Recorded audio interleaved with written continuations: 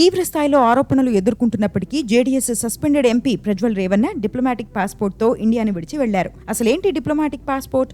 ఈ diplomatic passport వల్ల international చట్టాల నుంచి ఇమ్యూనిటీస్, ప్రివిలేజెస్ పొందవచ్చు. వీటిని భారత విదేశాంగ శాఖ జారీ చేస్తుంది. దౌత్యవేత్తలు, ప్రభుత్వం నియమించిన కొందరు అధికారులు, ఐఎఫ్ఎస్ లోని జాయింట్ సెక్రటరీ ర్యాంకు హోదాలో ఉన్న వారితో పాటు అధికారిక పర్యటనలు చేపట్టే కొంతమంది ఎంపిక చేసిన కేంద్ర మంత్రులు, ఎంపీలకు మాత్రమే ఈ పాస్పోర్ట్ ఇస్తారు. వీటి వ్యాలిడిటీ గరిష్టంగా 5 ఏళ్లు. సాధారణ ప్రజలకు అంతర్జాతీయ పర్యటనల కోసం వీసాలు కావాలి. కానీ ఈ డిప్లొమాటిక్ పాస్పోర్ట్ ఉన్న వారికి చాలా దేశాల నుంచి ఎగ్జెంప్షన్ ఉంటుంది. ఆరోపణలు వచ్చిన వెంటనే ఇండియా నుంచి జర్మనీ వెళ్లిపోయాడు ప్రజ్వల్ రేవన్న. 2011లో జర్మనీతో కుదిరిన ఒప్పందం ప్రకారం ఈ డిప్లొమాటిక్ పాస్పోర్ట్ ఉన్న వారికి వీసా లేకపోయినా 90 రోజుల పాటు ఆ దేశంలో అనుమతి ఉంటుంది. అయితే ఎన్ని ఎగ్జంప్షన్స్ ఉన్నా డిప్లొమాటిక్ పాస్పోర్ట్ తో ట్రిప్ కు వెళ్లాలంటే పొలిటికల్ క్లియరెన్స్ ఖచ్చితంగా ఉండాలి. National interest, court orders, conviction సందర్భాల్లో కేంద్రం ఆ డిప్లొమాటిక్ పాస్పోర్ట్ క్యాన్సిల్ చేయొచ్చు. మరి బీజేపీ చేస్తుందంటారా?